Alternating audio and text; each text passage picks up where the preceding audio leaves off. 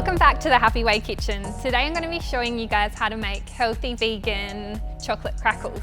So this is the perfect addition to your kids' lunchbox. So what you'll need for this recipe is 2 cups of puffed brown rice cereal. You could use puffed quinoa or amaranth if you like. Half a cup of rice malt syrup. However, maple syrup or coconut nectar would be great too. About 3/4 of a cup of melted coconut oil. Half a cup of desiccated coconut, and I'm going to be using the Happy Way triple choc fudge vegan protein powder, 1 scoop of that, and 2 tablespoons of the Happy Way cacao powder. So to make this recipe, I'm simply going to add all the dry ingredients to the bowl, mix it around, and then add the remaining wet ingredients and combine it all together. And then I'm going to scoop the mixture into these patty tins and set it in the freezer for about 15 minutes.